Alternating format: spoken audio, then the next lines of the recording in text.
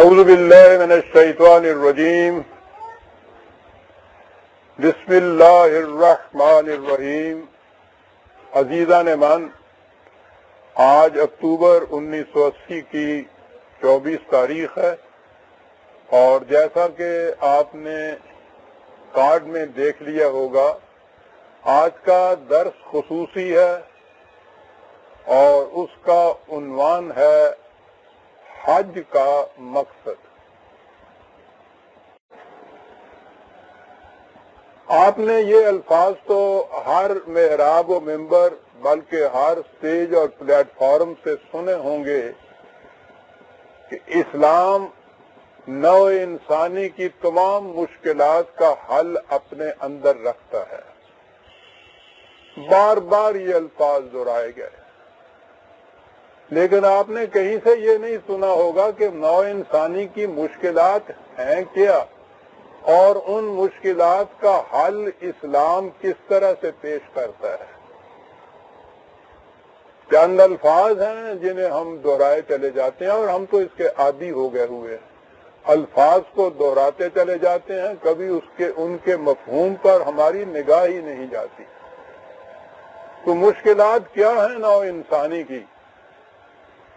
آج کے اس عنوان میں میں نو انسانی کی اس مشکل کا ذکر کروں گا جس نے اس کرۂ ارض کو جہنم زار بنا رکھا ہے، اور انسانیت اس میں پڑی چیخ رہی ہے، تڑپ رہی ہے، بلک رہی ہے، اس سے نکلنے کا راستہ کوئی نظر نہیں آتا۔ اور پھر میں عرض کروں گا کہ قرآن نے اس مشکل کا حل کیا بتایا تھا۔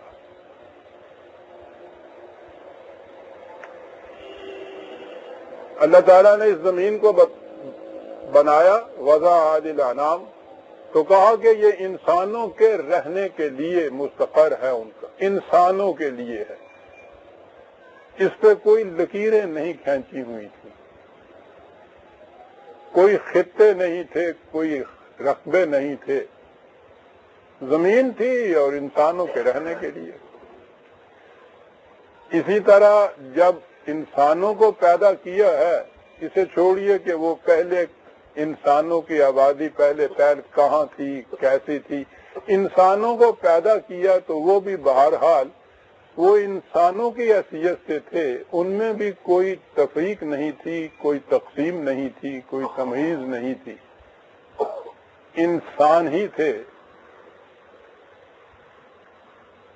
اس کے بعد ان انسانوں نے آپس میں تفریق پیدا کی، یہ ٹکڑوں میں بٹے۔ سب سے پہلے تو خاندانی تفریق شروع ہوئی، ایک خاندان دوسرے خاندان سے الگ ہوا۔ یہ پورے انسان جو تھے اس میں کوئی تفریق نہیں تھی، اسے ذہن میں رکھیے گا۔ پہلی تفریق پیدا کی، آگے بڑھے تو یہی ذرا خاندان ذرا پھیل گئے تو یہ قبائل بن گئے، قبیلے بن گئے۔ یہ اور زیادہ آگے بڑھے، نسلیں بن گئیں، بڑھتے چلے گئے انسان اس طرح سے الگ الگ ٹکڑوں میں،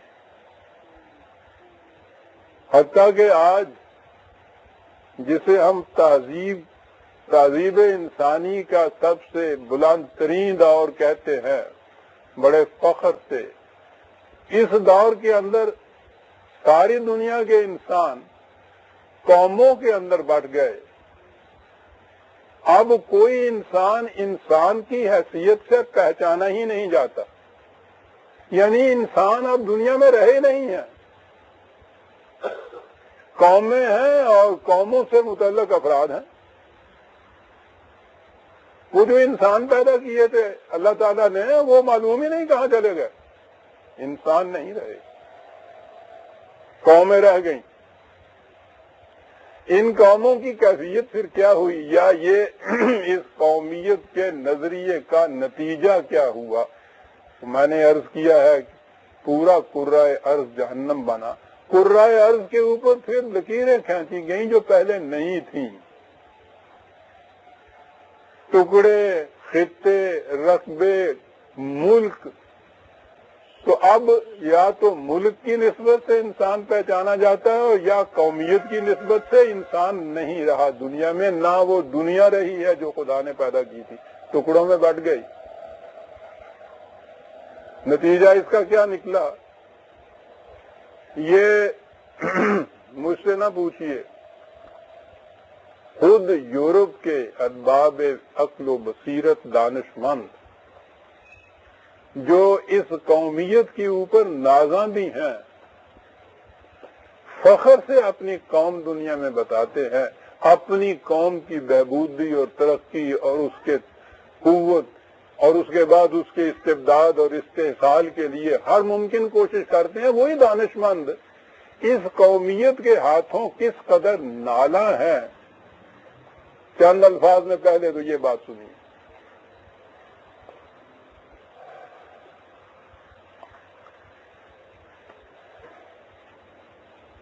کیمبرج یونیورسٹی کا پروفیسر کوون ہے، اس نے ایک کتاب لکھی ہے دی کرائسس آف سیویلائزیشن، تہذیب کا بحران۔ اس میں وہ لکھتا ہے کہ قومیت پرستی نے ہماری دنیا کو جہنم بنا دیا۔ قومیت پرستی کا احساس نفرت سے پیدا ہوتا ہے اور عداوت سے پرورش پاتا ہے۔ ایک قوم کو اپنی ہستی کا احساس ہی اس وقت ہوتا ہے جب وہ کسی دوسری قوم سے متصادم ہو، پھر ان اقوام کا جذبہ عداوت و پیکار اپنی قومی وحدت کی تکمیل پر ہی ختم نہیں ہو جاتا۔ یوں ہی کوئی قوم اپنے حق استقلال و خود مختاری کو مسلط کر لیتی ہے تو ان اقوام کو دبانا شروع کر دیتی ہے جو اپنے لیے خود مختاری کی مدعی ہوں۔ ان تمام وجوہات کی بنا پر اس نتیجہ پر پہنچا جائے گا کہ کسی نظام حکومت کے لیے قومیت پرستی کی بنیاد بڑی ہی خطرناک ہے اور اسی سے دنیا جہنم بنتی ہے۔ ایک اور دانشور ہے، بڑی شہرت کے مالک، ایڈم ڈے ہیگیڈس، فرانسیسی ہیں۔ ان کی کتاب ہے the state of the world, دنیا کی ریاست یا مملکت۔ میں آگے آؤں گا کہ یہ پھر اس جہنم سے نکلنے کے لیے ذہن میں تصور کیا رکھتے ہیں۔ اس میں وہ لکھتا ہے کہ مسئلہ کس قدر پیچیدہ کیوں نہ ہو، یہ واقعہ ہے کہ ہمارے دور کی دونوں عالمگیر لڑائیاں نیشنلزم کی پیدا کرنا ہے، اور یہی چیز ہمارے زمانے میں سب سے بڑی سیاسی قوت ہے۔ ان دونوں لڑائیوں کی تہ میں وہی اصول کار فرما تھا جس کی روح سے دنیا کو آزاد قومی مملکتوں میں تقسیم کر دیا گیا ہے، اور جس کا فطری نتیجہ یہ ہے کہ مختلف مملکتیں ایک دوسرے سے بڑھنے کی فکر کرتی ہیں اور اس طرح ایک دوسرے سے برسر پیکار رہتی ہیں۔ ان حالات میں کبھی صالح معاشرتی نظام قائم ہی نہیں ہو سکتا۔ اور رونا صرف یہی نہیں کہ یہ دو عالمگیر لڑائیاں کیوں ہو گئیں، رونا تو اس بات کا ہے کہ جب دنیا میں جنگ نہیں ہو رہی ہوتی تو اس وقت بھی امن قائم نہیں ہوتا، قومیت کی تفریق میں امن قائم ہو ہی نہیں سکتا۔ اس لیے نیشنلزم انسانی تاریخ میں سب سے بڑا مفسدہ ہے، اس لیے کہ اس سے پہلے کوئی فساد انسانیت نہ عالمگیر ہوا کرتا تھا اور نہ انسانی زندگی کو محیط کل ہوتا تھا۔ یعنی اب یہ مفسدہ ایسا ہے جس میں ساری دنیا جس کی لپیٹ میں آئی ہوئی ہے، کوئی ملک اس سے باہر نہیں، کوئی قوم اس سے خالی نہیں، یہ تو محیط کلی ہو گیا ہے ان قوموں کے اوپر۔ یہی نہیں بلکہ ہکسلے نے، آلڈوس ہکسلے کا نام آپ نے سنا ہوگا، اس نے تو اپنی کتاب مینز اینڈ اینڈز میں لکھا ہے کہ نیشنلزم ایک بت پرستانہ مذہب ہو گیا ہے۔ اس نے مذہب کی حیثیت اختیار کر دی ہے، یعنی سیکولر اسٹیٹس بناتے ہیں سارے یہ، اور انہوں نے کہا یہ ہے کہ خدا کی جگہ اب قومیت کے بت نے لے لی ہے۔ بت پرستانہ مذہب ہے جس میں مملکت نے خدا کی حیثیت اختیار کر رکھی ہے. یہ خدا بڑے سخت فرائض عائد کرتا ہے اور بڑی عظیم قربانیاں مانگتا ہے. اس خدا کی پرستش کی ایک وجہ اور بھی ہے، اور وہ یہ کہ اس سے انسان کے اسفل جذبات کی تسکین ہو جاتی ہے، نفرت اور دشمنی کے جذبات کی تسکین، نیز جرائم کی لذت. یہ یورپ کے دانشور اپنی قومیت پرستی کے متعلق کہہ رہے ہیں. انہوں نے اس کا علاج یہ سوچا، وہ لیگ آف نیشنز جسے کہتے ہیں، قوموں کی ایک لیگ بنائی اور وہ بری طرح سے ناکام ہوئی. اس کے بعد انہوں نے یہ یو اقوام متحدہ کی جو آرگنائزیشن ہے اس کی طرح ڈالی. اسے انہوں نے انٹرنیشنلزم کہا، مختلف قوموں کو ایک جگہ اکٹھا کر دینا. ایمری ریوز نے ایک کتاب لکھی ہے دی ایناٹومی آف پیس. اس میں وہ کہتا ہے کہ ہم انٹرنیشنلزم سے کافی کھیل چکے ہیں. جو مسئلہ دنیا کے سامنے پیش ہے وہ کوئی ایسا مسئلہ نہیں جو قوموں کے حل کرنے کا ہو، وہ تو خود قوموں کا پیدا کرنا ہے. وہ مسئلہ یہ ہے کہ نیشنلزم کے نظریے نے انسانی معاشرے میں ایک فساد برپا کر دیا ہے. لہذا یہ کیسے ممکن ہے کہ خود نیشنلزم، خواہ وہ انٹرنیشنلزم ہی کیوں نہ بن جائے، اس کا حل دریافت کر سکے. اور یہاں کھڑی ہے انسانیت آج. یورپ کے سارے مؤسسے، اقوام متحدہ کے اور اس کی جو ہنگامی کمیٹیاں ہیں، اور جو روز اس کے اجلاس رہتے ہیں اور روز فساد بڑھتا چلا جاتا ہے دنیا کے اندر، اور وہ خود اس کا اقرار کر رہے ہیں کہ اس کا حل، نیشنلزم کا حل، انٹرنیشنلزم بھی نہیں کر سکتی. وہ لکھتا ہے کہ اس مسئلے کا حل انسانی عالمگیریت یعنی یونیورسلزم میں ہے.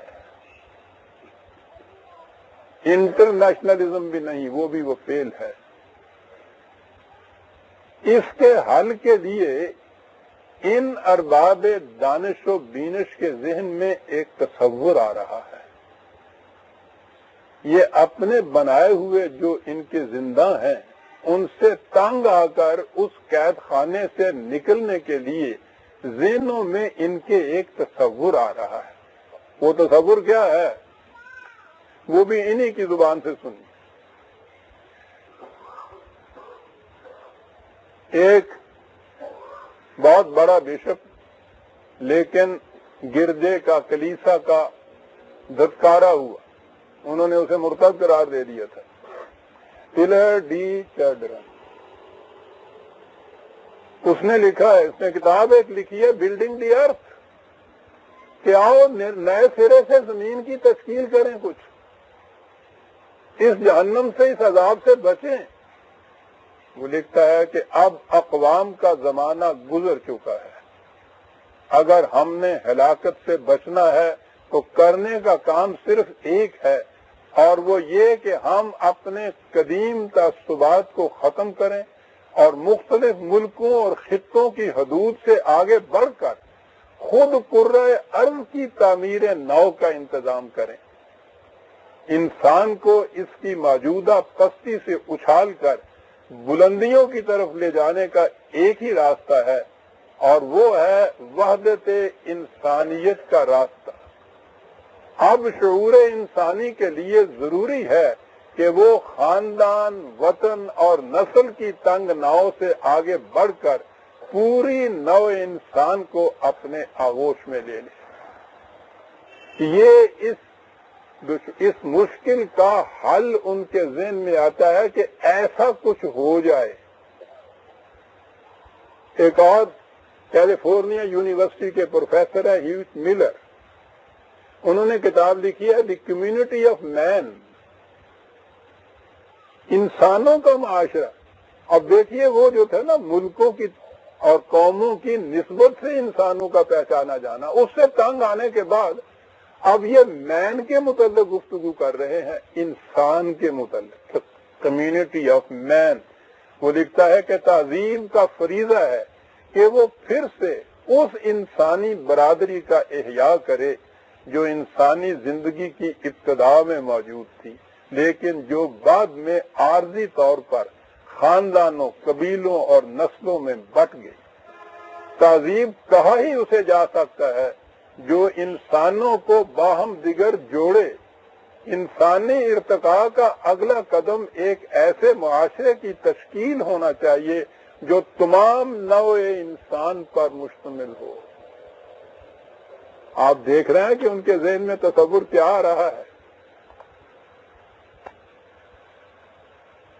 سویڈن اس وقت دنیا میں وہ ملک ہے جہاں ویلفیئر اسٹیٹ اپنے انتہائی ارتقائی دور میں ہے۔ ان کے ہاں دعویٰ یہ ہے کہ ان کے ہاں کوئی شخص رات کو بھوکا نہیں سوتا۔ یہ الگ ہے کہ الگ بات ہے کہ دنیا میں سب سے زیادہ خودکشی کی وارداتیں اسی ملک میں ہو رہی ہیں، لیکن بہرحال وہ ایک ویلفیئر اسٹیٹ کی حیثیت سے دنیا میں متعارف ہے۔ وہاں کا ماہر معاشیات ہے جس نے دنیا بھر کی معاشیات پہ کتابیں لکھی ہیں، اس نے آخر میں کتاب لکھی ہے، گنر میرڈل اس کا نام ہے، کتاب ہے اس کی بیونڈ دی ویلفیئر اسٹیٹ۔ وہ کہتا ہے ویلفیئر اسٹیٹ بھی انسانی مشکلات کا حل نہیں ہے، اس سے مابرا ہے ایک چیز جو ان مشکلات کا حل اپنے اندر رکھتی ہے۔ وہ لکھتا ہے کہ یہ حقیقت ہے کہ ہمارے یہ بلند مقاصد اسی صورت میں حاصل ہو سکیں گے جب ایک ایسی دنیا وجود میں آ جائے جس میں نہ کرۂ ارض کے نقشے پر کھینچی ہوئی ممالک کی لکیریں ہوں اور نہ ہی قوموں کے خود وضع کردہ حدود۔ یہ وہ دنیا ہوگی جہاں انسان جہاں جی چاہے آزادانہ چلے پھرے رہے سہے اور ہر جگہ یکساں شرائط پر اپنے لیے حصول مسرت حاصل کر لے۔ سیاسی طور پر اس سے مراد تمام دنیا کی واحد حکومت ہوگی۔ بڑے غور طلب ہیں عزیزان مان یہ الفاظ، یہ تڑپ انسان کے دلوں کی جو ہے اس کو ذہن میں رکھیے، پھر آئیں گے ہم قرآن کی طرف۔ تمام دنیا کی واحد حکومت اور جمہوری طور پر یہ تمام انسانوں کے باہمی مشورہ سے اپنا کاروبار سر انجام دے گی، تمام انسانوں کے۔ اور اگلے لفظ ہیں کہ ہم اپنی روح کے مذہبی نشیمن میں اسی قسم کی حسین دنیا کا تصور محسوس کرتے ہیں جس میں کامل ہم آہنگی اور یکجہتی ہو، لیکن جسے خارجی طور پر کہیں دیکھ نہیں سکتے۔ اپنی روح کے نشیمن میں وہ کہتے ہیں کچھ اس قسم کی دنیا کا تصور ہے جو ہم کرتے ہیں اور اس سے ہمیں کچھ اطمینان حاصل ہوتا ہے، باہر کی دنیا میں یہ کہتے ہیں کہیں نظر نہیں آتی۔ دیکھ رہے ہیں کہ انسان اپنے ناکام تجربات کی بنا پر آہستہ آہستہ خود اپنے بنائے ہوئے زندہ کی دیواروں کو توڑ کے کس طرح سے باہر نکلنا چاہتا ہے۔ وہی نہیں آئی ان کی، وہی کی بات تو میں آگے چل کے کروں گا۔ خود اپنے عقلی تجارب کی روح سے وہ اس نظریے پر پہنچے ہیں کہ کوئی ایسی دنیا ہونی چاہیے جس میں نہ کرۂ ارض کے اوپر لکیریں کھینچی ہوں ملکوں کی، نہ انسان قوموں کے مختلف گروہوں میں بٹے ہوئے ہوں۔ آپ اپنی روح کے نشیمن میں کوئی اس قسم کی دنیا کا تصور دیکھ رہے ہیں۔ یہی نہیں، انہوں نے کہا ہے کہ مذہب تو انسانوں کے لیے ناگزیر ہے، یہ تو ضرور ہونا ہے، لیکن وہ مذہب کس قسم کا ہو، اس لیے کہ انسان تو مذہب کی بنا پہ بھی اس طرح سے تفریق میں اور تقسیم میں بٹے ہوئے ہیں۔ یہ تو قومیتوں سے بھی زیادہ تعصب انگیزی کی گرہ ہیں جو مذہب نے پیدا کر رکھی ہیں۔ ایرک فرام امریکہ کا بہت بڑا اس دور کا ماہر نفسیات ہے۔ اس نے ایک کتاب لکھی ہے دی سین سوسائٹی، کہتا ہے یہ پاگلوں کی دنیا ہے، اس کے اندر جو دانش مندوں کی، بلکہ سین کا لفظ تو دانش مند نہیں کچھ اور معنی اس کے رکھتا ہے، یہ ان سین تو پاگل ہوتے ہیں اور وہ سین ہوتے ہیں، دی سین سوسائٹی۔ وہ کہتا ہے کہ انسان کی، وہ کہتا ہے کہ اس سین سوسائٹی میں مذہب وہ ہوگا جو انسان کی ارتقائی منازل کا ساتھ دے۔ اس کی سب سے بڑی خصوصیت یہ ہوگی کہ وہ عالمگیر ہوگا اور منتشر انسانیت کو ایک وحدت میں منسلک کر دے گا، جو مشرق و مغرب کے تمام مذاہب کی تعلیم کا مہیمن ہوگا۔ قرآن کا لفظ ہے، وہ عقل و بصیرت پر مبنی ایسا قابل عمل ضابطہ اخلاق دے گا جو علوم سائنس سے آہنگ ہو۔ وہ انسان کو اس قابل بنا دے گا کہ وہ خارجی کائنات اور خود اپنی ذات کے ساتھ ہم آہنگ رہ سکے۔ اسی مذہب کو یہ حق حاصل ہوگا کہ وہ نو انسان کا مذہب بن سکے۔ اب انہوں نے دنیا کے موجودہ مذاہب پر ایک نظر ڈالی کہ کیا ان میں مذاہب پر میں عرض کروں گا، ریلیجنز کے اوپر، دین تو اس وقت نہ ہے دنیا میں، نہ وہ کہیں دیکھ سکتے تھے، مذاہب ہی وہ دیکھ سکتے تھے نا۔ دنیا کے مذاہب پہ نظر ڈالی۔ ولیم ہاکنگ ایک بہت بڑا فلاسفر ہے، اس نے لکھی ہے کتاب the living religions and a world faith, موجودہ مذاہب اور ایک عالمگیر مذہب۔ وہ لکھتا ہے کہ یہ موجودہ مذاہب، بڑے عجیب الفاظ ہیں اس کے، یہ موجودہ مذاہب ٹوٹی پھوٹی کشتیاں ہیں جنہیں حوادث زمانہ کے طوفانوں نے ٹکڑے ٹکڑے کر کر ساحل پر پھینک دیا ہے۔ یہ سب اپنے اپنے تقدس کی چادروں میں لپٹے ہوئے اطمینان خیش میں، جو در حقیقت فریب نفس کا دوسرا نام ہے، ان کے متبعین کی آنکھوں میں دھول جھونک رکھی ہے جس کی وجہ سے انہیں حقیقت نظر نہیں آ سکتی۔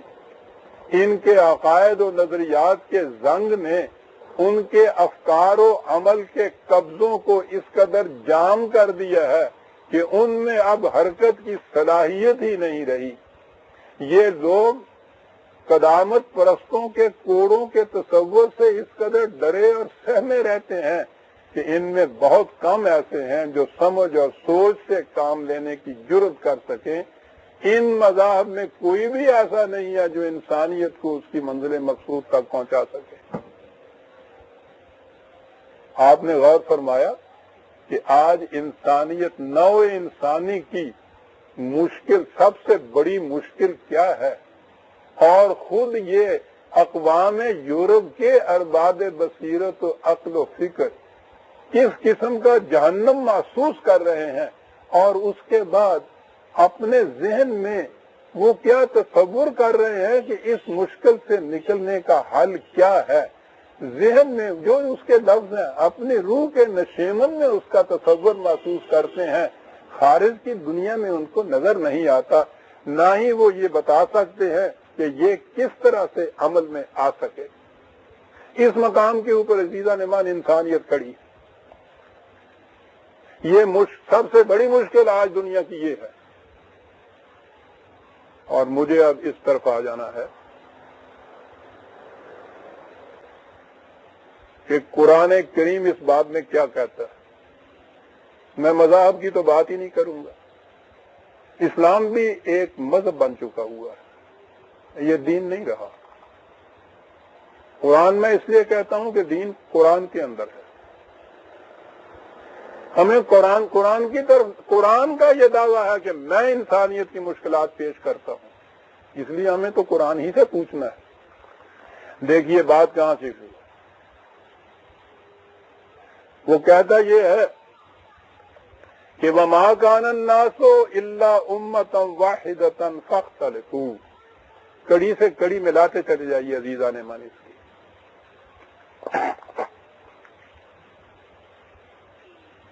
ایک چیز شروع میں سمجھ لیجئے، یہ جس قدر بھی آیات آپ کے سامنے آئیں گی اس میں الناس آئے گا، عالمگیر انسانیت، ہیومینٹی، مین کائنڈ،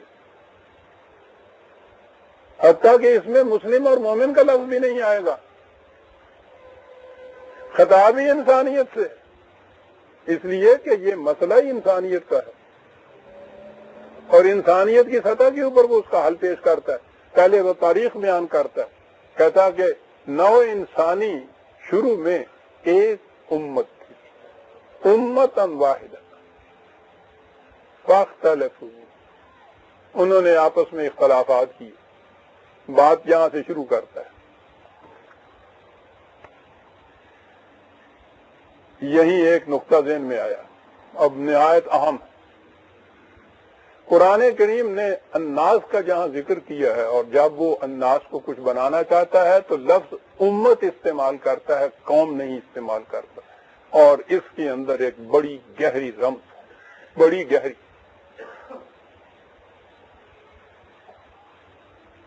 امت کا لفظ ام سے بنا ہے، اور ام کے معنی ماں ہے۔ ماں کی نسبت سے انسانوں میں کوئی تفریق ہوتی نہیں، یہ سارے ہی ماں جائے ہوں گے۔ آج بھی دنیا میں جو نیشنلزم یا نیشنلٹی ہے، ماں سے نہیں بنتی، باپ سے بنتی۔ ماؤں کی بنا پہ انسانوں میں تفریق ہی نہیں ہوتی۔ کسی قوم میں یا ملک کے اندر نیشنلٹی جو ڈٹرمن کرتے ہیں بچے کی، باپ کی نیشنلٹی خود بخود بچے کی نیشنلٹی ہوتی ہے، اور ماں بیچاری کی تو اس آزادی کے دور میں بھی بیوی کی اپنی نیشنلٹی ہوتی نہیں ہے۔ خاوند کی نیشنلٹی خود بخود بیوی کی نیشنلٹی بنتی ہے، اور بچے کی نیشنلٹی ماں کی نیشنلٹی نہیں ہوتی، وہ باپ کی نیشنلٹی ہوتی ہے۔ جتنے خاندانی، قبائلی، نسلی، قومی تفریقات ہیں عزیزان من، باپ کی طرف نسبت سے ہوتی ہے، ماں کی طرف نسبت سے نہیں ہوتی۔ اور قرآن نے اسی لیے قوم کا لفظ استعمال نہیں کیا کہ اس میں نسبت باپ کی طرف ہو جاتی ہے، اس نے امت کا لفظ استعمال کیا ہے کہ نسبت ماں کی طرف کرو، کوئی تفریق باقی نہیں رہے گی۔ عزیزان من، قرآن کے تو ایک ایک لفظ کے اوپر کھڑے ہونا پڑتا ہے۔ قوم کیوں نہیں کہا؟ کان الناس امۃ واحدۃ فاختلفوا، اس نے اختلاف کیا، انہوں نے آپس میں۔ پھر اختلاف مٹانے کے لیے کہا کہ ہم نے کیا کیا؟ اب یہاں سے بات آئی کہ وحی کا مقصد کیا تھا، رسول بھیجے کیوں گئے تھے، دین آتا کیوں تھا، اس کا مقصد یہ بتایا قرآن نے۔ پھر وہی الفاظ ہے، میں پہلے جو آیت میں نے کوٹ کی ہے کان الناس 10/19، اور وہ حوالوں والے وہ اس کو لکھتے جائیں گے۔ یہ دوسری آیت ہے میرے سامنے 2/213، اسی کی تسلسل میں یہ سمجھ لیجئے۔ کہا کان الناس امۃ واحدۃ، انسان شروع میں ایک امت واحدہ تھے، اور مقصد ہمارا یہ تھا کہ ان کے اختلافات کو مٹا کے انہیں پھر سے امت واحدہ بنا دیا جائے۔ اس کے لیے ہم نے کیا کیا؟ فَبَعَثَ اللَّهُ النَّبِيِّينَ مُبَشِّرِينَ وَمُنذِرِينَ، ہم نے انبیاء کرام کا سلسلہ شروع کیا۔ انہوں نے آ کے انہیں بتایا کہ اگر نو انسانی ٹکڑوں میں بٹ گئی تو اس کا نتیجہ جنگ اور فساد اور خون ریزی کے سوا کچھ نہیں ہوگا، اور اگر یہ عالمگیر انسانیت ان مین یا ہیومینٹی کی بنیادوں کے اوپر یہ ایک امت بن گئی تو یہ دنیا جنت میں تبدیل ہو جائے گی۔ منذرین و مبشرین، اختلاف مٹانے کے لیے کیا کیا؟ وَأَنزَلَ مَعَهُمُ الْكِتَابَ بِالْحَقِّ لِيَحْكُمَ بَيْنَ النَّاسِ فِي مَا اخْتَلَفُوا فِيهِ، اور ان کے ساتھ ہم نے ضوابط قوانین بھیجے تاکہ جن امور میں انسان نو انسانی، پھر الناس ہے یہاں، انسانوں نے جن امور میں باہمی اختلاف کیا تھا اور الگ الگ ٹکڑے ٹکڑے یہ ہو گئے تھے، وہ ان اختلافات کو مٹائے، کتاب کا مقصد یہ بتایا۔ انبیاء کتاب لے کر آئے، کتاب کا مقصد یہ تھا کہ وہ لے یحکم بین الناس۔ اب دیکھیے یہ حکومت آ گئی صاحب، الناس میں اس قسم کی حکومت قائم کی جائے کہ جس سے ان کے یہ سارے اختلافات مٹ جائیں جنہوں نے انسانیت کو ٹکڑے ٹکڑے کر دیا ہوا ہے۔ وہ اقبال نے یہی لفظ استعمال کیے ہیں، ہوس نے ٹکڑے ٹکڑے کر دیا ہے نو انسان کو، قیامت ہے کہ انسان نو انسان کا شکاری ہے۔ وہ کہا اس نے کہ یحکم بین الناس فیما اختلفوا فیہ، کتاب ہم نے وحی کی روح سے نازل کی جس کا فریضہ یہ تھا کہ وہ اس قسم کی حکومت کا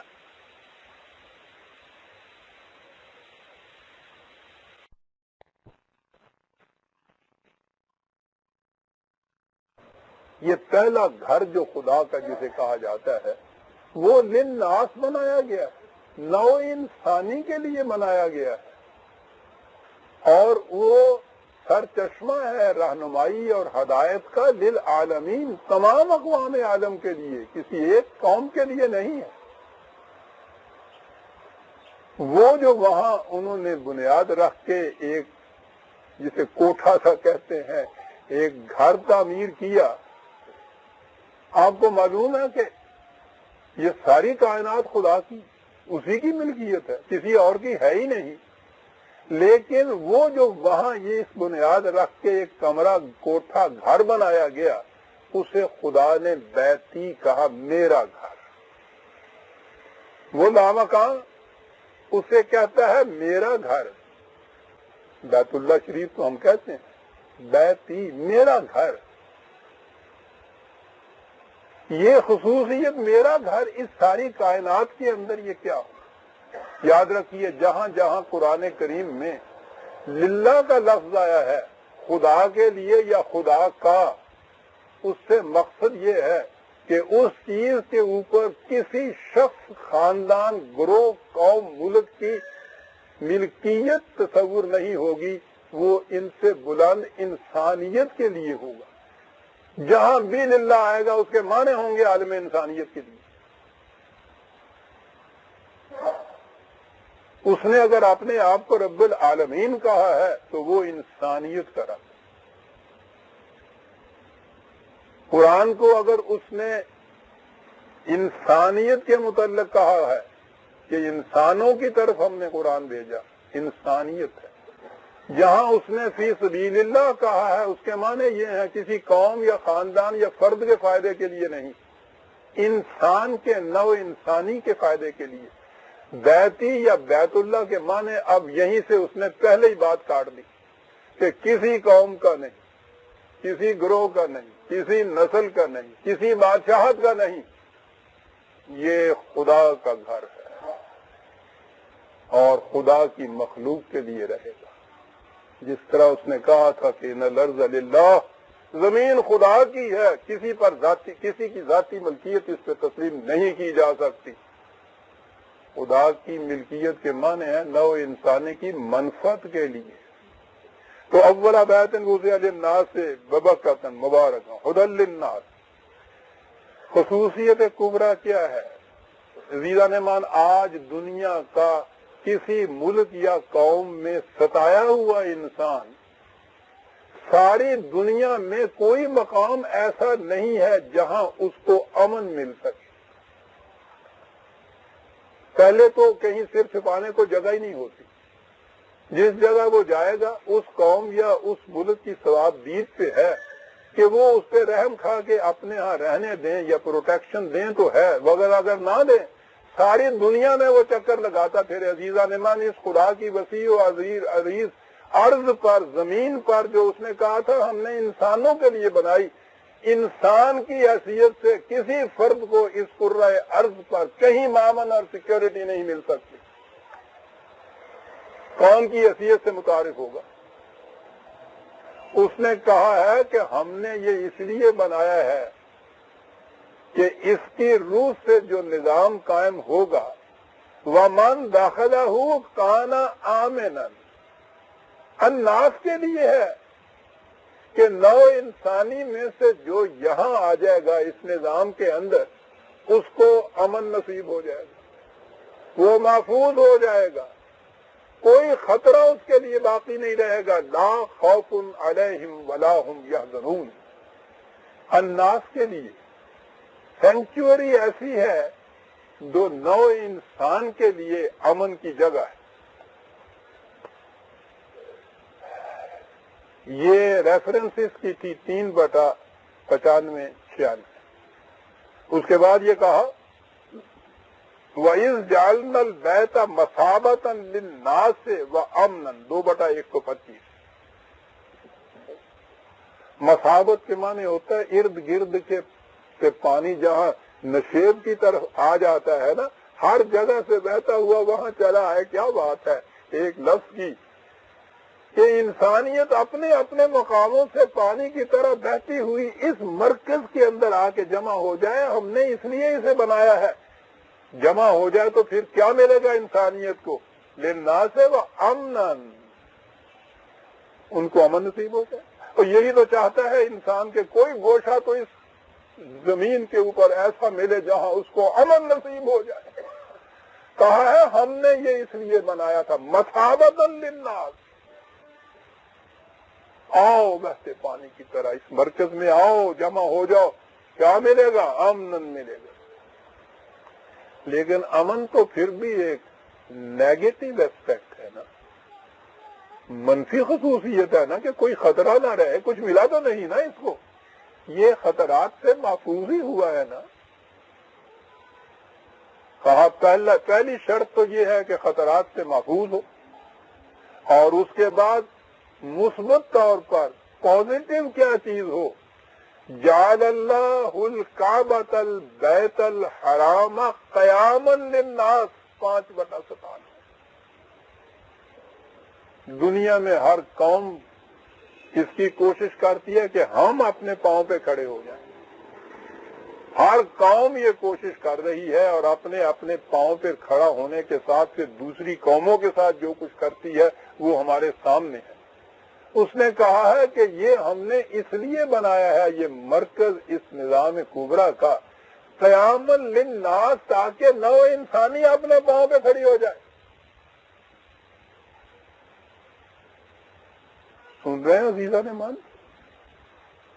وہ اپنے روح کے نشیمن میں کس قسم کی دنیا کا تصور کر رہے ہیں؟ وہ یورپ کی ارباب، وہ تڑپتے ہوئے مضطرب و بیتاب اپنے جہنم سے نکلنے کی فکر میں یہ کہہ رہے ہیں کہ کوئی اس قسم کا جہاں کوئی تفریق نہ ملک کی ہو، نہ قوم کی، نہ قبیلے کی، نہ نسل کی، نہ خاندان کی، جو صرف مین کائنڈ کے لیے۔ وہ ایک کتاب وہاں سے وہ آئی ایک دفعہ، وہ اس کتاب کا ٹائٹل ہے دی سٹی آف مین۔ وہ بابا کوئی انسانوں کا شہر بھی بتاؤ، اس میں یہ کہا ہوا ہے۔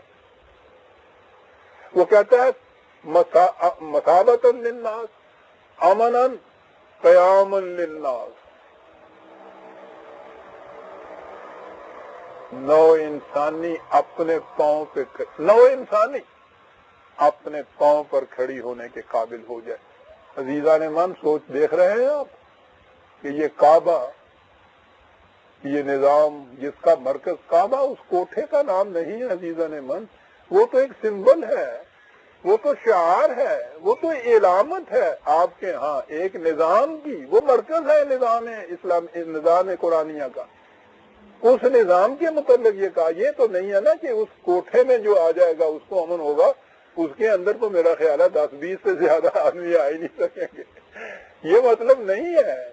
یعنی وہ جو مرکز ہے، جس نظام کا وہ مرکز ہے، اس نظام کی خصوصیت یہ ہے کہ نو انسانی اس میں اپنے لیے امن کی اور حفاظت کا مقام سمجھے کہ امن ہے، اور وہ انسانیت اپنے پاؤں پر کھڑی ہو جائے گی۔ آپ دیکھیے تفریق مٹاتا چلا جاتا ہے قرآن، کوئی قومی لفظ نہیں، کوئی ملکی نہیں، کسی قسم کا نسلی نہیں، خاندانی نہیں، قبائلی نہیں، الناس ہے، قیام للناس۔ تعمیر کعبہ کے بعد حضرت ابراہیم علیہ السلام نے ایک دعا مانگی تھی اور اس میں کہا تھا کہ الہ العالمین، میں نے اپنی اولاد کا ایک حصہ کہ جن کے حصے میں فلسطین اور شام کی نہایت زرخیز اور سبزہ زیر وادیوں کی حکومت آنی تھی، وہاں حکومت تھی. حضرت اسماعیل علیہ السلام بڑے بیٹے تھے، ان کے حصے میں وہ حکومت آنی تھی. کہا کہ وہاں سے میں نے ان کو اٹھا کے اس جگہ آ کے بتا دیا ہے، وادی غیر ذی زرع، جہاں ایک کوپل بھی نہیں پیدا ہوتا، اناج کا ایک دانہ پیدا نہیں ہوتا. تو نے کہا تھا کہ اس مقام کے اوپر آ کر ان کو بتاؤ، یہاں وہ مرکز بنے گا. کیونکہ باقی حصے ایسے تھے ابھی اس زمانے میں، وہاں کچھ تمدن و تہذیب پھیل گئی تھی، وہ پھر بھی ملک اور قوم بن گئے تھے. یہاں ابھی یہ صورت نہیں تھی. ربائے خالیہ آج تک اس کو کہتے ہیں، خالی ریگستان. کہا یہ بتاؤ یہاں. اور اس تعمیر کعبہ کے بعد ایک دعا ہے ابراہیم کی علیہ السلام. کہا الہ العالمین تیرے حکم کی ارشاد میں نے ان کو یہاں بتا دیا. یہ ہے وہ ذبح عظیم جو حضرت اسماعیل علیہ السلام سے لی گئی تھی کہ ایک سیکنڈ میں گردن پہ چھری پھیر جانے سے کیا قربانی ہے. قربانی یہ ہے کہ وہ مملکت چھوڑو اور وادی غیر ذی زرع میں آگے بیٹھو اور انسانیت کو بلاؤ. دعا یہ تھی الہ العالمین فاجعل افئدۃ من الناس تہوی الیہم، نوع انسانی کے دلوں کو ایسا کر دے کہ وہ ان کی طرف رجوع کر کے آئے. پھر وہ الناس. اور دعا کا ایک حصہ تھوڑا سا اور بھی ہے. کعبے کی تعمیر، باپ بیٹا، باپ اتنا بڑا جلیل القدر نبی، بیٹا ہونے والا نبی، خدا کا ایک گھر. تو نظر تو آتا ہے کہ اس کے اندر تو محض کچھ مذہب کی باتیں ہوں گی نا، جیسے آج ہم کہتے ہیں، اسی قسم کی بات ہوگی. اتنا بڑا کام سر انجام دینے کے بعد حضرت ابراہیم علیہ السلام اس کعبے کے سامنے کھڑے ہو کے دعا مانگتے ہیں. ایک دعا یہ ہے کہ نوع انسانی کا دل ان کی طرف پھیر دے، رجوع کر دے، وہ ادھر آئے. اور دوسرا حصہ یہ ہے کہ وَارْزُقْهُم مِّنَ الثَّمَرَاتِ لَعَلَّهُمْ يَشْكُرُونَ، ان کی روٹی کا انتظام تو ایسا کر دے تاکہ ان کی محنتیں بھرپور نتائج پیدا کریں. روٹی اتنی اہم ہے.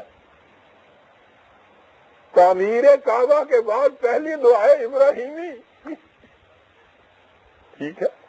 اور یہ لعلہم یشکرون نے تو بات یہ جی، ہمارے ہاں تو معنی کچھ اور ہو رہے ہیں نا، ترجمے کچھ ہو رہا ہے تاکہ یہ تیرا شکر کریں، شکر کریں یا اللہ تیرا شکر. الحمدللہ شکر کے معنی ہوتا ہے کسی کی محنتوں کا بھرپور نتیجہ برآمد ہونا. روٹی بھی ان کو دے.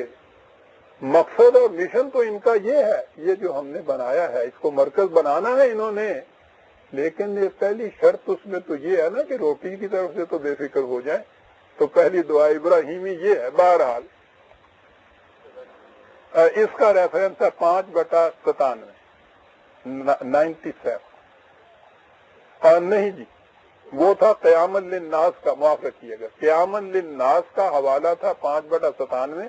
یہ جو آیت ہے تہوی علیہم و یرزقون والی 14/37. آج دنیا میں ایک ٹرم ہے دا اوپن سٹی. پتہ نہیں ہر شخص کے لیے اوپن ہوتی ہے یا نہیں ہوتی، لیکن ہے ایک چیز ضرور دی اوپن سٹی. اور سب سے بڑا اعزاز جو کسی دوسری مملکت کے سربراہ کو دیا جاتا ہے، وہ کہتے ہیں وہاں کے میئر نے انہیں اس شہر کی چابی دے دی. بڑا کرم کرتے ہیں کہ بھئی یہ ہمارے لیے نہیں، اس کی چابی ہم نے دے دی تمہیں کہ بھئی تم بھی اس میں آ سکتے ہو. یہ تصور ایسا ہے جس میں بڑے فخر سے قومیں کہہ رہی ہیں کہ یہ کیا. یہ بنانے کے بعد کیا کہا اس کو، اس مرکز کو، جعلناہ للناس، للناس، ہم نے اس شہر کو، اس بستی کو، اس نظام کو، اس مملکت کو ہم نے جلنا، اس کو انسانیت کے لیے بنایا. کیا سواء العاکف فیہ والباد، یہاں کے رہنے والے اور باہر کے جو ہیں ان دونوں کا حق ہے اس شہر کے اوپر. یہ رہنے والے جو یہاں کے ان کی ملکیت نہیں ہو گئی ہے. اس سے بڑا اوپن سٹی یا میٹروپولن کا تصور دیا جا سکتا ہے؟ 1400 سال پہلے بات ہو رہی ہے عزیزان ایمان، اور اگر ہم اس تاریخ کو لیں تو بات حضرت ابراہیم علیہ السلام کے زمانے سے ہو رہی ہے۔ ایک ایسا خطہ زمین یا شہر کہیے یا کوئی مامن کہیے جو امن کی جگہ کہیے، جسے کہا جعلناہ للناس سواء العاکف فیہ والباد، یہاں کے رہنے والے اور باہر کے دونوں کے لیے یہ یکساں طور پہ کھلا ہے۔ دیکھ رہے ہیں کیا مرکز بنا رہا ہے قرآن، اس نظام کا جو وہ کہتے تھے کہ اس قسم کی حکومت اور نظام جس کا تصور ہماری روح کے نشیمن میں ہے، نشیمن میں ہی نہیں ہے، تمہاری روح کے اس میں بھی ہے، لیکن کون ہوتا جو قرآن ان کے سامنے لاتا؟ عزیزان من، زمانہ آگے بڑھتا چلا گیا، درمیان کی تاریخ جو ہے اس کے لیے تو بیان کرنے کا وقت میرے پاس نہیں۔ نبی اکرم صلی اللہ علیہ وسلم کے ظہور کا وقت آ رہا ہے عزیزان من۔ کیا کہا جا رہا ہے؟ یا ایھا الناس، دیکھتے ہیں ظہور نبوی صلی اللہ علیہ وسلم، اعلان کیا ہو رہا ہے؟ یا ایھا الناس انی رسول اللہ الیکم جمیعا، 7/158۔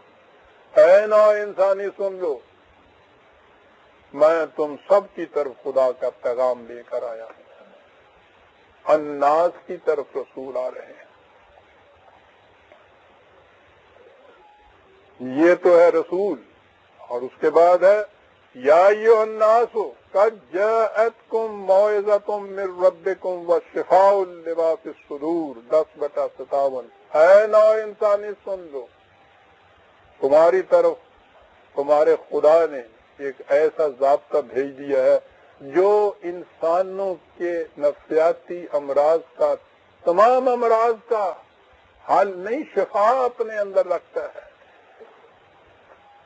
یہ مشکلات کا حل ہی نہیں، مشکلات تو خارجی بھی ہوتی ہیں اور بیشتر تو خارجی ہوتی ہیں۔ مشکلات اور مصائب کا سرچشمہ تو قلب انسانی ہوتا ہے، اس کی ذہنیت ہوتی ہے، اس کے جذبات ہوتے ہیں، اس کے مقاصد ہوتے ہیں۔ یہ کوئی قومیں شیروں اور بھیڑیوں کی قومیں نہیں ہیں، انسانوں کی ہیں۔ کس چیز نے ایک کو دوسرے کا اس طرح سے مفروضہ بنا رکھا ہے؟ جذبات نے، مقاصد نے، اپنی اپنی آرزوؤں نے، مدعاؤں نے۔ اس کے لیے ایک ہی لفظ ہے، اور وہ لفظ جو ہے قرآن نے وہ لفظ عقیدہ کہا، فؤاد کہا ہے۔ آج کی اصطلاح کے اندر سائیکے بھی کہتے ہیں اس کو، مینٹیلٹی بھی اس کو کہتے ہیں، مائنڈ بھی کہتے ہیں، بات ایک ہی ہے۔ کہا یہ ہے کہ تمہارے لیے وہ ضابطہ ایسا ہے جو تمہارے دل کی بیماریوں کا علاج اپنے اندر رکھتا ہے۔ یہ اس طرح سے ٹکڑوں میں اور مفضوں میں بٹی ہوئی انسانیت کو ایک مرکز پہ جمع کرنے کے لیے ان کے قلوب جو ہیں پہلے ان کی اصلاح کی جائے گی کہ وہ تھنک کریں، پہلے سوچیں انسانیت کی ٹرمز کے اندر۔ اسی لیے کہا کہ یہ شفاء للناس، یہ تھا 10/108۔ یا ایھا الناس اعبدوا ربکم الذی خلقکم والذین من قبلکم لعلکم تتقون۔ یہ وہ کہتے تھے نا کہ وہ حکومت، تمام نوع انسانی کی واحد حکومت، اس کا بیسس یا اس کی بنیاد انہیں نہیں ملتی تھی، مل نہیں سکتی وہی کے بغیر۔ کہا کہ آؤ ہم تمہیں بتائیں ایک انسانیت کی ایک واحد حکومت کیسے قائم ہو سکتی ہے۔ کہا انسانوں کے بنائے ہوئے قوانین کی روح سے نہیں ہو سکتی۔ کتنی ہی اونچی سطح پہ انسان چلا جائے گا، ان کے بنائے ہوئے قوانین میں ان کے قلب کے خون کی رنگینی کی آمیزش ضرور ہوگی عزیزان، جذبات سے معرہ ہو نہیں سکتا انسان۔ کہا کہ آؤ معصومیت اختیار کرو، تم انسان کی نہیں خدا کی معصومیت اختیار کرو۔ یا ایھا الناس، اے نو انسانی، خدا کی معصومیت اختیار کرو۔ اور خدا تو عرش میں یا ہمارے سامنے نہیں، کس طرح اس کی معصومیت جو کہا ہے کتاب ہم نے بھیجی۔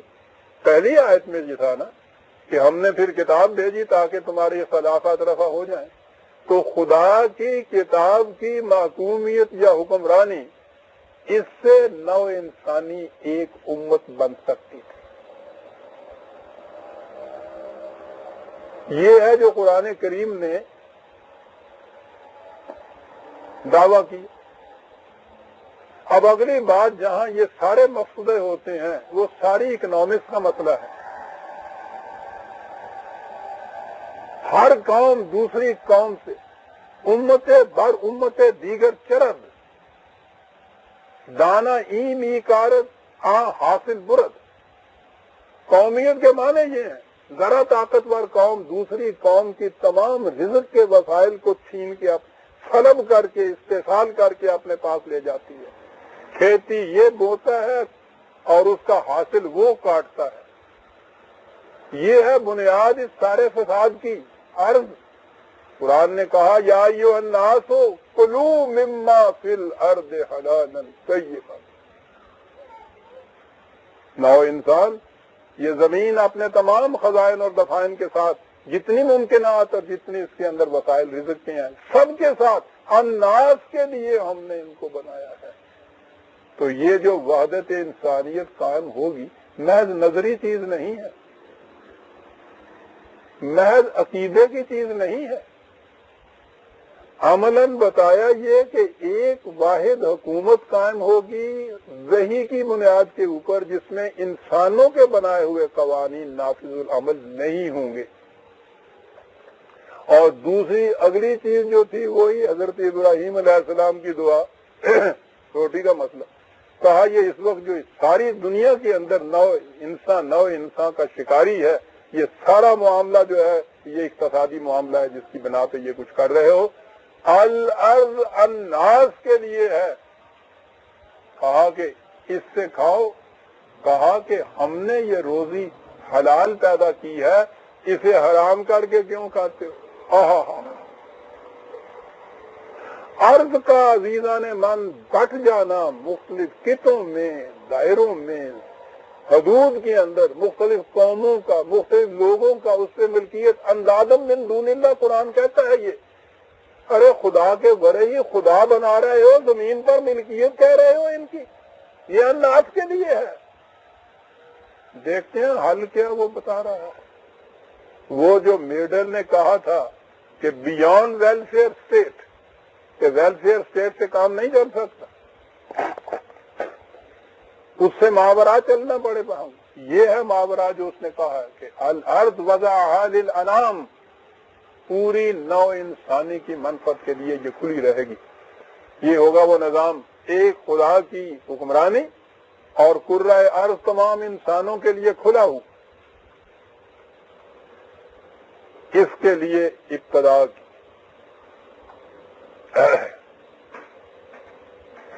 قرآن آیا، نبی اکرم صلی اللہ علیہ وسلم آئے. سب سے پہلے حضور نے پہلا قدم اس مقصد جلیلہ کے لیے کیا اٹھایا؟ انسانیت کو ایک مرکز پر جمع کرنے کے لیے، اقوام کو امت بنانے کے لیے. پہلی چیز یہ ہوئی،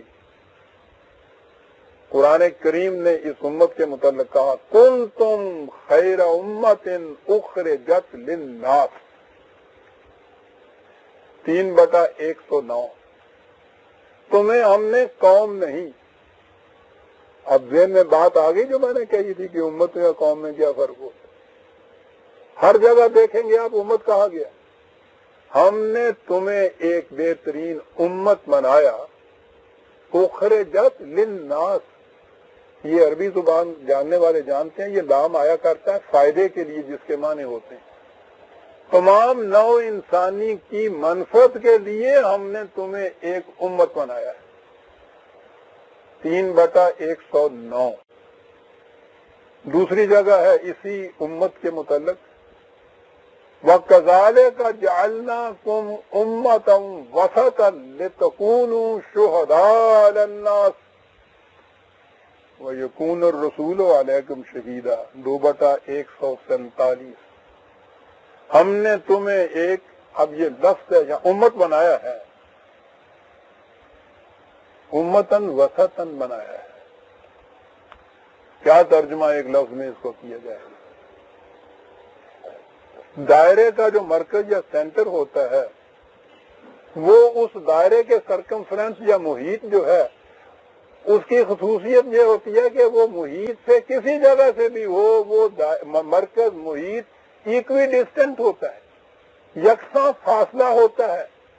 کسی جگہ بھی دائرے سے اس مرکز کی طرف آپ لکیر کھینچیے وہ ایک فاصلہ یکساں فاصلہ ہوتا ہے، فرق کہیں نہیں ہوتا.